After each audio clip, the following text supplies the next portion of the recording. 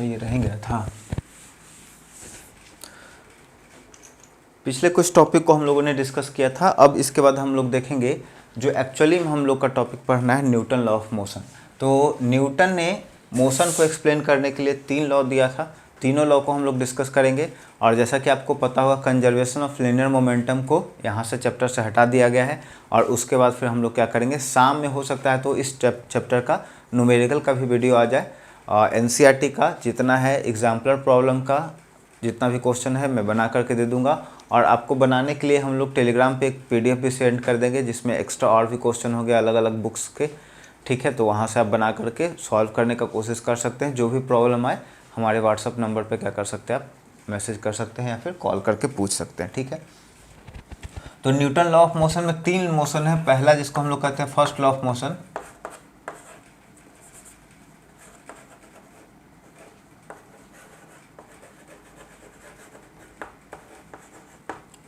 तो जैसा कि मैंने बताया कि हम लोग डेफिनेशन सिर्फ बोल करके डिस्कस करेंगे ताकि आपका भी समय बचे और हमारा भी समय बचे। ठीक है, तो न्यूटन ने 3 लॉ दिया था। तो पहला लॉ हम लोगों ने लिख लिया है, ऐसे ही मैं डाल देता हूँ।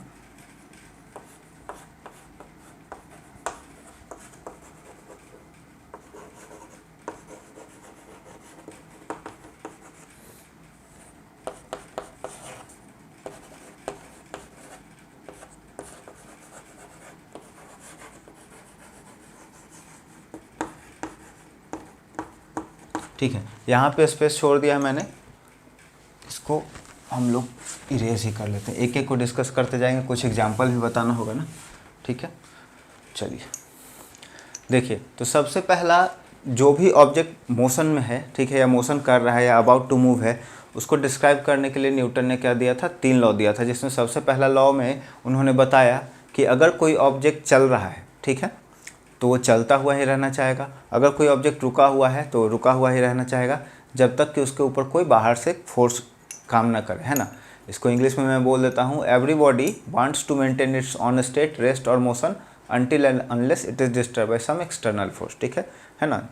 तो न्यूटन ने क्या कहा कि अगर कोई ऑब्जेक्ट है, अगर वो मूव कर रहा है v वेलोसिटी से, ठीक है, तो वो कंटिन्यूसली मूव करते ही रहेगा इन्फिनिटी तक। ठीक है, लेकिन ऐसा रियल लाइफ में पॉसिबल नहीं है। अगर कोई मूव कर रहा है तो उसको चलाने के लिए हम लोग को बाहर से एक्सटर्नली फोर्स देना पड़ता है।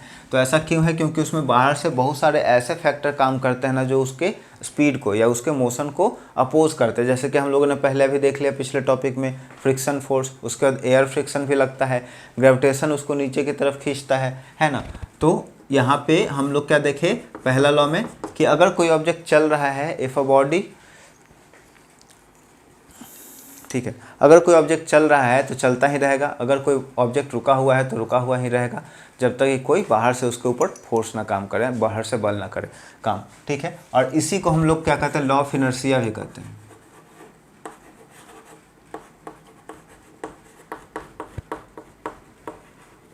लॉ ऑफ इनर्शिया कहने का मतलब है, इसको हिंदी में कहते हैं जड़त्व का नियम।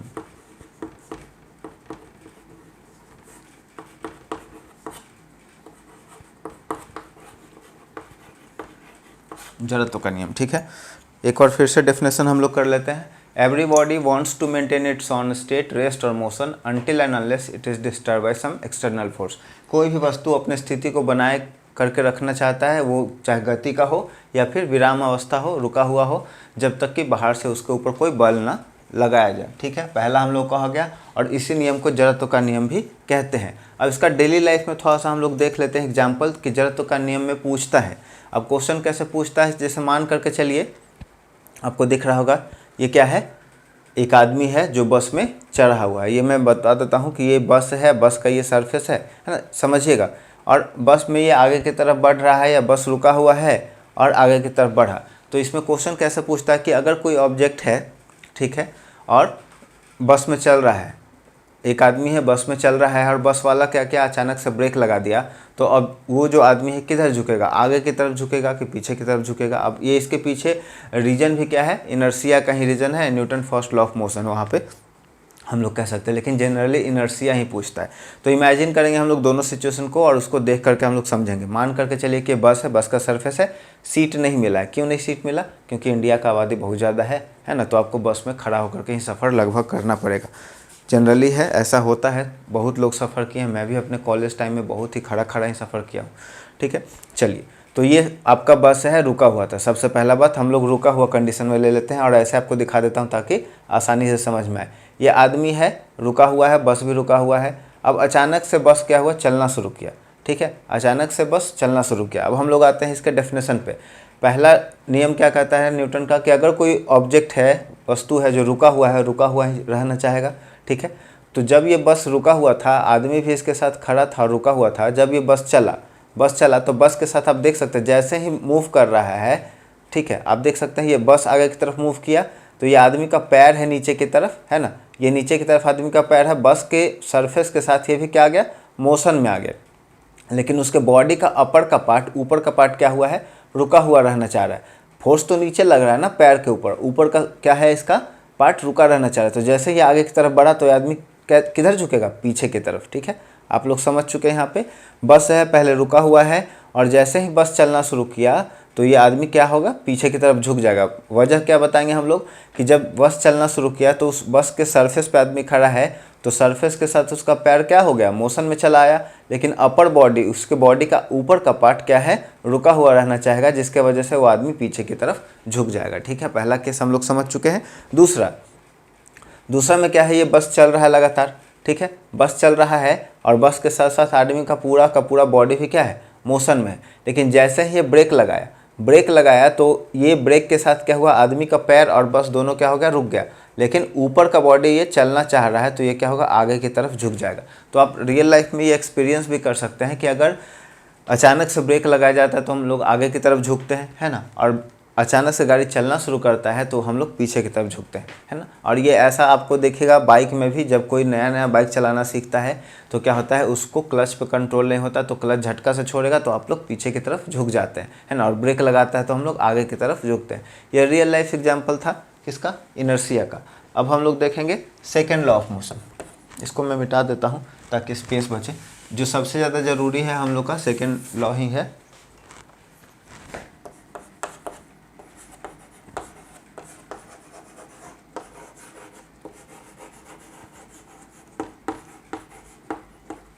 Second law of motion, Newton का गति का द्वितीय नियम। ठीक है, इसमें क्या कहता है?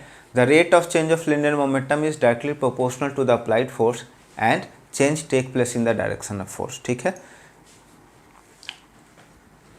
अगर किसी वस्तु के रेखीय संवेग में परिवर्तन आता है तो जो परिवर्तन आएगा उसको क्या होगा? उस पर लगाए गए बल के समानुपाती होगा। और परिवर्तन किस दिशा में आएगा? जिस दिशा में बल लगाया गया है। ठीक है, हम लोग हिंदी इंग्लिश दोनों में क्या कर लिए इसको देख लिए। एक बार फिर से रिपीट कर देता हूँ मैं। सेकेंड लॉ में क्या बताया जाता है कि अगर कोई ऑब्जेक्ट है, इसको समझ लेते हैं पहले। अगर कोई ऑब्जेक्ट है और v वेलोसिटी से इस डायरेक्शन में क्या है? चल रहा है। v वेलोसिटी से इस डायरेक्शन में चल रहा है और इस पर क्या कर दिया जाए? बाहर से कोई एक्सटर्नल क्या कर दिया जाए? फोर्स लगा दिया जाए। ठीक है, बाहर से कोई क्या कर दिया? एक फोर्स लगा दिए। तो यहाँ पे कह रहा है कि अगर कोई ऑब्जेक्ट चल रहा था और बाहर से फोर्स लगाए अलोंग द मोशन, जिस डायरेक्शन में मोशन वो कर रहा है, तो क्या होगा? इसका स्पीड अब बदलेगा क्या मतलब? इंक्रीज कर जाएगा।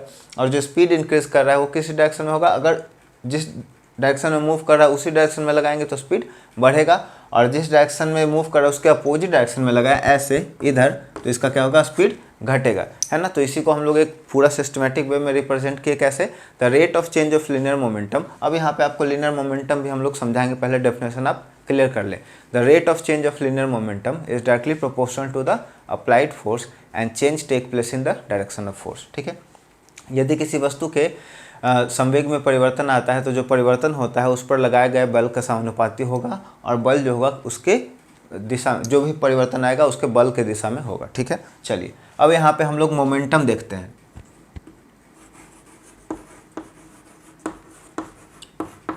मोमेंटम किसको कहेंगे हम लोग? मोमेंटम कहने का मतलब है, आप सिंपल समझिए कि एक क्या है? वस्तु है, ऑब्जेक्ट है, जिसका क्या होगा? कुछ ना कुछ वजन होगा, जिसको हम लोग m से डिनोट किए। अब हम क्या बोले कि ये आगे की तरफ v वेलोसिटी से क्या कर रहा है? मूव कर रहा है। तो मोमेंटम को हम लोग p से डिनोट करते हैं और P इजिकल टू होता है m इंटू वी, ठीक है। यही हम लोग क्या है, मोमेंटम है। तो कोई अगर हमसे पूछे व्हाट इज मोमेंटम, तो क्या बोल सकते हैं definition, the product of mass and velocity is called momentum, है ना।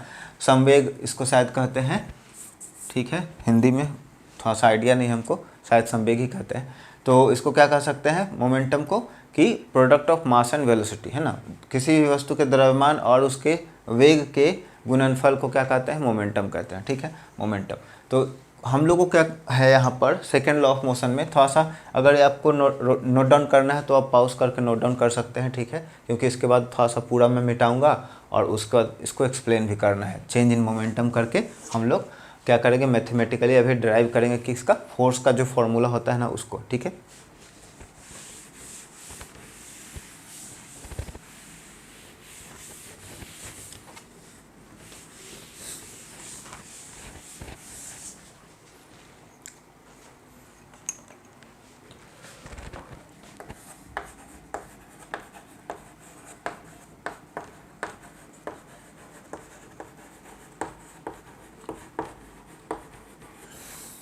ठीक है, चेंज इन मोमेंटम, इससे हम लोग समझेंगे, टॉपिक को अपना क्लियर करेंगे।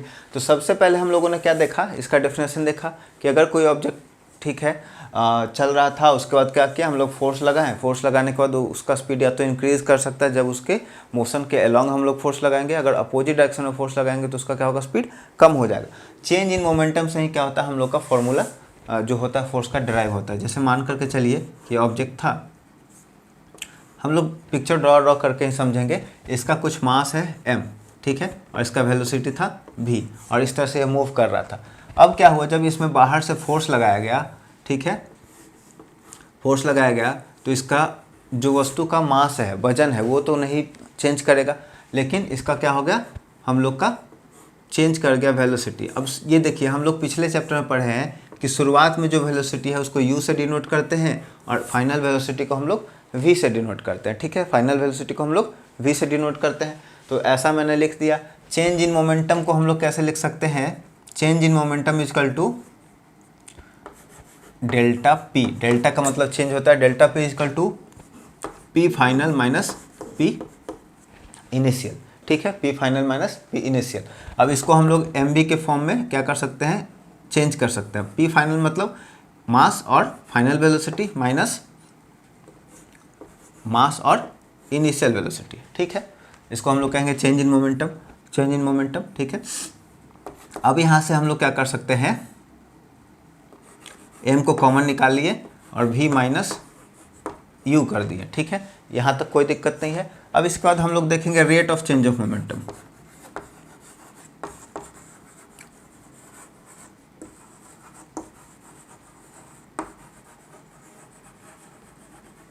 अब ये हम लोग क्यों किए, क्योंकि देखिए जब भी कोई ऑब्जेक्ट मान लीजिए कि इस पॉइंट से इस पॉइंट तक पहुंचा है, तो उसमें कुछ ना कुछ तो टाइम लगा होगा उसको यहाँ से यहाँ तक पहुंचने में। धक्का दिए हैं और उसका स्पीड बदला, धक्का देने के बाद स्पीड बदला, तो उसमें कुछ ना कुछ समय लगा होगा। तो अब हम लोग यहाँ कहेंगे rate of change of momentum. तो यहाँ पे हो जाएगा हम लोग का m v minus you divided by t, ठीक है। तो यहाँ से हम लोग पहले पढ़ चुके हैं कि एक्सेशन बराबर क्या होता है, change in velocity divided by time, है ना, हम लोग ये पहले सीख चुके हैं पिछले चैप्टर में। तो यहाँ पे हम लोग उसका वैल्यू पुट कर देंगे m इंटू ए, और यहाँ पे ये हो जाएगा हम लोग का फोर्स का फॉर्मूला का डेरिवेशन। हम लोग यही जानते हैं, force equal to mass into acceleration, ठीक है। अब यहाँ से बात करें इसके SI यूनिट का, ठीक है, तो SI यूनिट इसका क्या हो जाएगा, मास के लिए हम लोग का होता है किलोग्राम, ठीक है, और एक्सेशन का होता है मीटर पर सेकेंड स्क्वायर, और इसी को हम लोग क्या कहते हैं, न्यूटन कहते हैं। इन्हीं के सम्मान में क्या कर दिया गया, न्यूटन। देखिए स्मॉलर लेटर से डिनोट करते हैं, नया जो जिज्ञासा वाला बुक है उसमें स्मॉलर लेटर से होता है इसको इंडिकेट करने के लिए, और डिनोट करने के लिए हम लोग कैपिटल N का लेते हैं। जितना भी हम लोगों ने फोर्स लगाया था, जैसे 10 न्यूटन, तो कैपिटल N हम लोग ले रहे थे, है ना, इंडिकेट करने के लिए न्यूटन को N से, और जब न्यूमेरिकल वैल्यू के साथ ही आए तो हम लोग कैपिटल N से इसको डिनोट करते हैं। तो ये हम लोग इसको डेराइव ही कर लिए, ठीक है। किसका एग्जाम में पूछता है कि डेरिवेशन करिए मैथमेटिकली किसका, फोर्स के फॉर्मूला का। तो न्यूटन के सेकंड लॉ से होगा। सबसे पहले लिखेंगे चेंज इन मोमेंटम। पिक्चर अब बना भी सकते हैं, नहीं भी बना सकते हैं, कोई दिक्कत नहीं है। चेंज इन मोमेंटम को लिखेंगे delta P F minus P initial, momentum final, momentum initial. अब फाइनल के लिए वेलोसिटी भी, क्योंकि मास तो हम लोग का चेंज नहीं करेगा, ये फिक्स क्वांटिटी है। और ये हम लोग का हो गया ये मोमेंटम का, क्योंकि m दोनों में कॉमन है तो बाहर निकालिए। उसका rate of change of momentum जब करेंगे तो क्या होगा, हम लोग को t से डिवाइड कर देंगे, एक्सेलरेशन आ जाएगा, और मास इनटू एक्सेलरेशन हम लोग का फोर्स होता है। ठीक है, तो आप इसको राइट डाउन कर लीजिए। उसके बाद हम लोग Newton third law of motion को डिस्कस करेंगे। राइट डाउन कर लीजिए वीडियो को पॉज करके।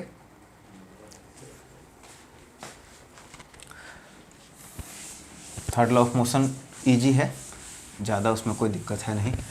एक बात आपको ध्यान रखना है कि Newton second law of motion जो है उससे हम लोग क्या कर सकते हैं, फर्स्ट लॉ ऑफ मोशन को और सेकंड लॉ ऑफ मोशन दोनों को डिराइव कर सकते हैं ना, तो ये ज़्यादा हम लोग का ज़रूरी था।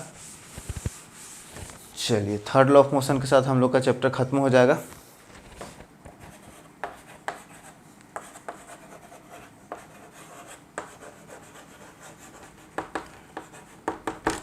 थर्ड लॉ ऑफ मोशन में क्या बताया गया कि अगर किसी ऑब्जेक्ट के ऊपर हम लोग क्या कर रहे हैं, इसको दो तरीक़ा से समझेंगे। एक तो फ्रिक्शन के तरीक़ा से समझेंगे और दूसरा ग्रेविटेशन से भी समझेंगे और बाहर से भी फोर्स लगा रहे हैं। जैसे मान करके चले कि एक कोई ऑब्जेक्ट है, ठीक है, ऑब्जेक्ट को अब स्क्वायर ना बना करके मैं क्या कर देता हूँ, अच्छा स्क्वायर ही रहने दो, कोई दिक्कत नहीं है। एक ऑब्जेक्ट है जिसके ऊपर 10 न्यूटन का हम लोगों ने फोर्स लगाया। जैसे मान करके चलिए कि दीवार है इधर मेरे साइड में, और इसके ऊपर मैंने क्या किया, फोर्स लगाया, या तो इसको धक्का दिया, या फिर इसके ऊपर मैंने स्लैप किया, या फिर बोर्ड के ऊपर मैंने ऐसे स्लैप किया, ठीक है, या फिर धक्का दिया, या फिर जोर से मारा, या जो भी हुआ, ठीक है। आपने कभी किया हुआ एक डंटा लीजिए और जोर से दीवार के ऊपर बांस का लीजिए, या फिर कोई जो कि टूट जाए, या हरा कोई पेड़ का है टूटा उटा, काटना नहीं है आपको पेड़, ठीक है, ये आपको लेना है सावधानी, नया हरा पेड़ नहीं काटना है। कोई टूटा हुआ पेड़ है, आंधी वांधी में टूट गया, तो उसका छोटा सा डंटा वगैरह निकाल लीजिए और पेड़ पर आप जो जमीन सरफेस के ऊपर दीवार के ऊपर जोर से मारिए, वो डंटा टूट जाएगा,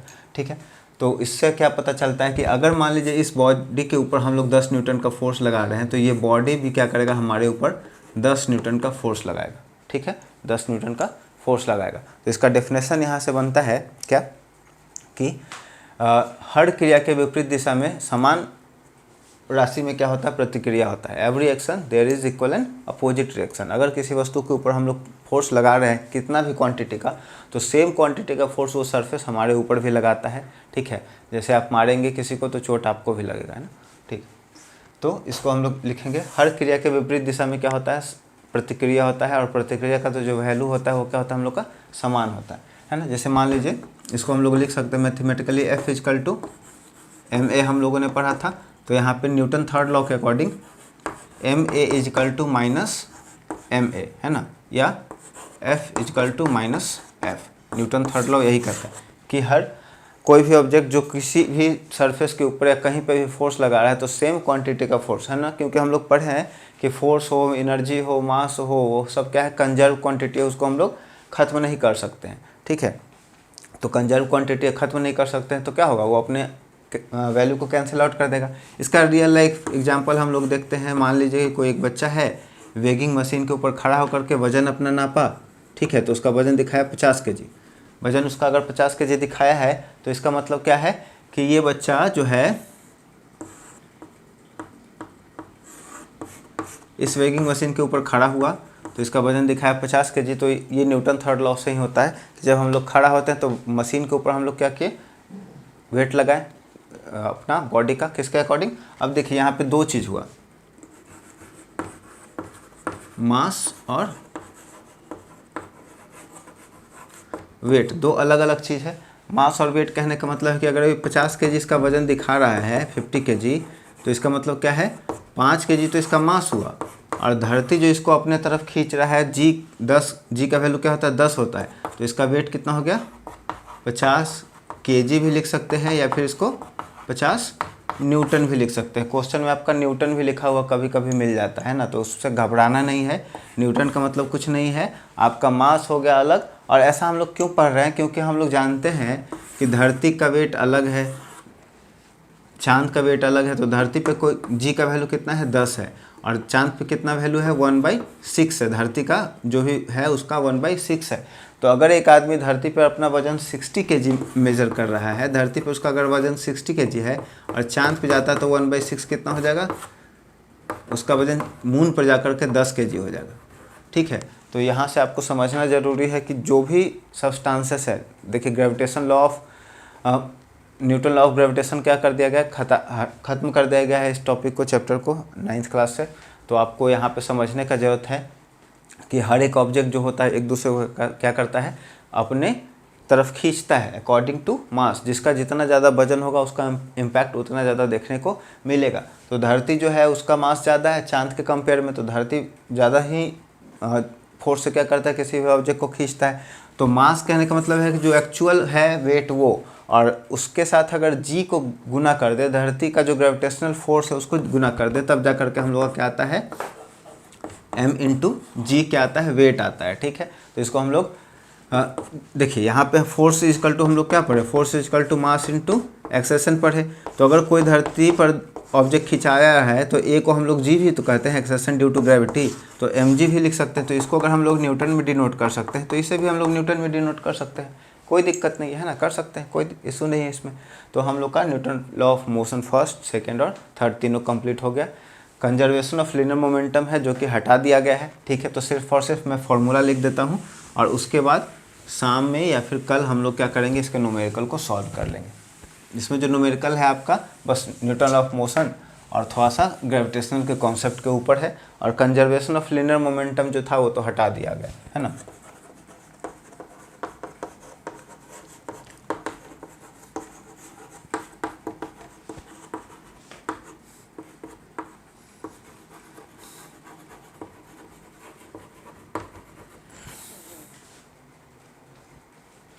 ठीक है, कंजर्वेशन ऑफ लिनियर मोमेंटम क्या कहता है कि लिनियर मोमेंटम किसी भी ऑब्जेक्ट का एक कंजर्व क्वांटिटी है ना, तो इसको क्या किया जा सकता है, क्रिएट किया जा सकता है ना, इसको डिस्ट्रॉय किया जा सकता है, बस एक फॉर्म से दूसरे फॉर्म में बदलता है। तो इसको बोलते हैं m1u1 प्लस में m2u2 is equal to m1v1 plus में m2v2। पुराना वाला अगर NCERT है तो वहाँ से आपको इसके क्वेश्चंस भी मिल जाएंगे, आप उसको सॉल्व कर सकते हैं। तो ये पूरा का पूरा हम लोग का चैप्टर आज यहीं पे कंप्लीट होता है। अब इसका न्यूमेरिकल बाकी रह गया जिसको हम लोग सॉल्व करेंगे। तो ऐसे ही इंटरेस्टिंग और इन्फॉर्मेटिव वीडियो के लिए हमारे चैनल के साथ जुड़े रहिए।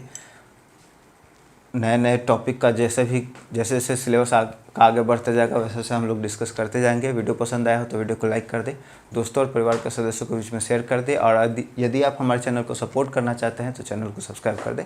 Thank you so much.